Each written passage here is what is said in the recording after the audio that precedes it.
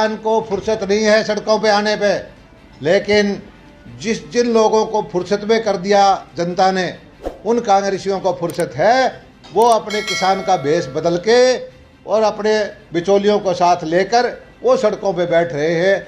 मैं उनको आगाह कर देता हूँ कि हरियाणा का किसान, हरियाणा का नागरिक स्वाभिमानी है।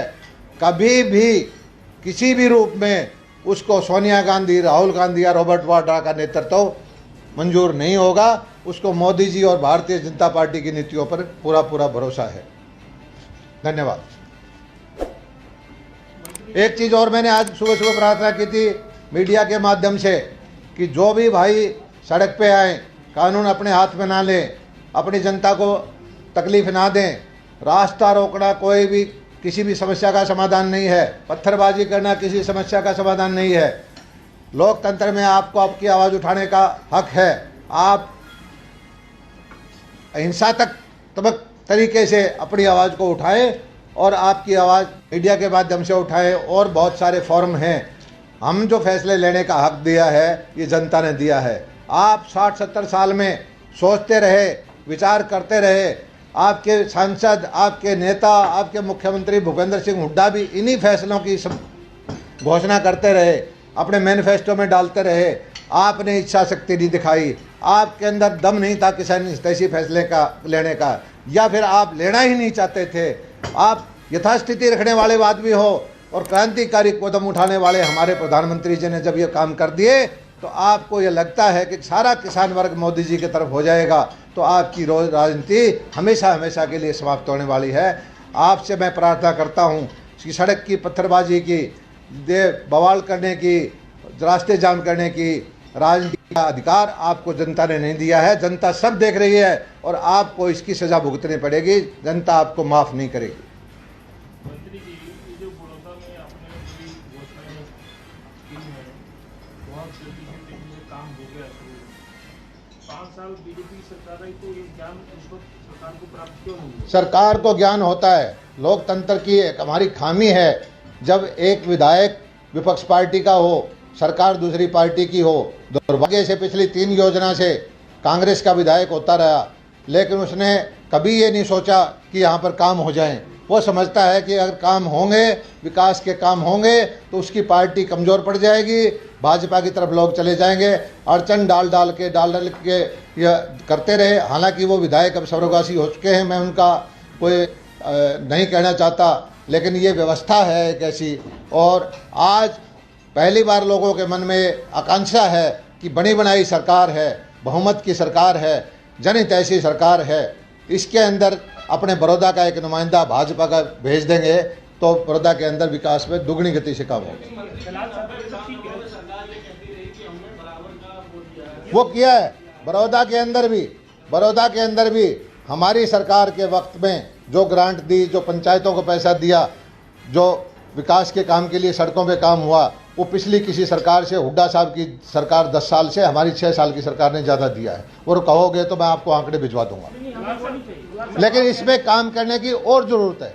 ये पिछड़े 10 हलकों में से एक है और इसके पिछड़ेपन का कारण है कि विपक्षी पार्टियाँ इसको विकास नहीं होने देती थी। जलाल साहब, आप कह रहे हैं कि किसान, आप बड़ौदा गए और आपका विरोध नहीं हुआ। आप पहले भी बड़ौदा जा रहे थे, प्रचार कर रहे थे, बाद में आप कोविड पॉजिटिव हुए, कुछ दिन आप नहीं गए। अब जब आप गए, इस बीच कृषि अध्यादेश जो बिल के रूप में लोगों के सामने आ गए, आपको लगता नहीं? मैं बड़ौदा 5 बार गया हूँ। 10-5 आदमियों ने हर बार सड़क पर विरोध करके फोटो चलवाए, सोशल मीडिया पर चलवाया। कभी जेबीटी के रूप में आ जाएं, कभी पीटीआई के रूप में आ जाएं, कभी किसान के रूप में आ जाएं, कभी कोई और संघर्ष समिति के बात पे, एक बार भी खाली नहीं गया है। और ये जो है छापा मार लड़ाई, ये कांग्रेस की है। जिस तरह से पाकिस्तान आतंकवादी गतिविधि अपने देश में करता है, उसको पता है सीधी लड़ाई में नहीं जीत सकता। इसी तरह से कांग्रेस को पता है कि सीधी बात में, जो तार्किक बात हो, जनहितैषी फैसले हों, उसमें कांग्रेस भाजपा से नहीं जीत सकती। उनके दूसरों के कंधे पर बंदूक रख के ये कांग्रेस के नेता चलाते हैं। और ये बड़े उनके लिए मैं बताता हूँ, जनता सब देख रही है, जनता सब समझती है। यानी कांग्रेस के लोग थे वो जो आपका विरोध कर रहे थे कल, या कांग्रेस किसी भी रूप में अपने आदमियों को कभी पीटीआई के साथ भेजती है, कभी जेबीटी के साथ भेजती है, कभी किसी संगठन के नाम से भेजती है। और अव्यवस्था बनाने की कोशिश करती है और वो ये दिखाना चाहते हैं सोशल मीडिया में कि लोग जो है हमारे अगेंस्ट है, लेकिन धरातल पे स्थिति बिल्कुल इससे उल्टी है। हाँ जी, उसका वजह है 3 बार लगातार कांग्रेस का वहाँ से विधायक चुना गया है। ना मानने का कोई कारण नहीं है। लगातार अभी भी जो वर्तमान में जो हमारे स्वर्ग सिधार गए वो कांग्रेस के ही विधायक थे। असल इतनी मुश्किलात सरकार को क्यों हो रही हैं जब केंद्र की ओर से या सरकार की ओर से कई वेबिनार कर दिए गए, कमेटियां बनाकर किसानों के साथ संगोष्ठियां की गई कि ये जो अध्यादेश है वो आपके हित में है, आखिर विपक्ष के हाथों में किसान क्यों खेल रहा है? सरकार क्यों नहीं? किसान नहीं खेल रहा विपक्ष के हाथों में, बिचौलिए खेल रहे हैं। बिचौलियों को भ्रमित कर रखा है। इस देश के अंदर एक व्यवस्था थी, किसान का शोषण होता रहा, पूंजी का व्यापार मंडियों से चलता रहा, 2 रुपये सैकड़ा महीने का 24% का 30% का ब्याज लेते रहे। उन आदमियों को कष्ट है। जो शिकार को शिकारी खाता था वही आज शिकार को आगे करके शिकार का हितैषी होने का दम भर रहे हैं कि किसान को कोई दिक्कत नहीं है। 99% किसान खेतों के अंदर है। आप जाके देखिए, कोई भी आदमी किसान सड़क पे नहीं है। लेकिन ये कांग्रेसी जो हैं इनके और जो इनके साथ मिले हुए बिचौलिए हैं ये सड़कों पे हैं। 1 तारीख से मंडियाँ। दूसरी बात और बता देना चाहता हूँ, पिछली बार मंडी चलने की बात आई, बाजरे की और सरसों की और गेहूं की परचेज हुई, तभी भी बहुत सारा हल्ला हुआ था।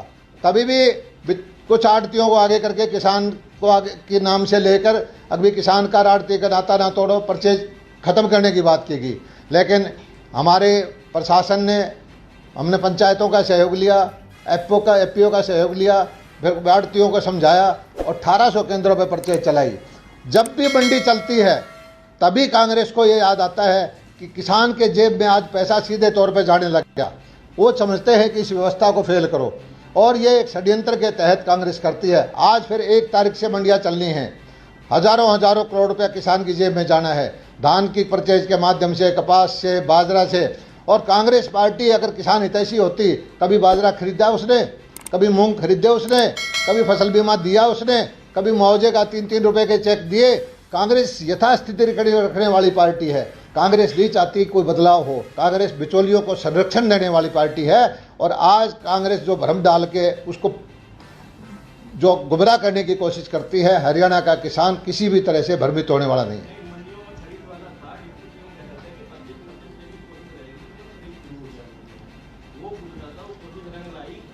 नहीं, उसमें मैं फूड एंड सप्लाई परचेज करता है, मुझे सही इसकी जानकारी भी नहीं है। मैंने इच्छा की थी कि 15 तारीख से परचेज शुरू करो। उन्होंने कहा था कि टेंडर नहीं किए, लोडिंग के, अनलोडिंग के, कार्टेज के। 25 तारीख को मुझे वायदा किया था। भारत सरकार से भी कुछ से परमिशन लेनी पड़ती है, लेकिन नहीं भी होगा तो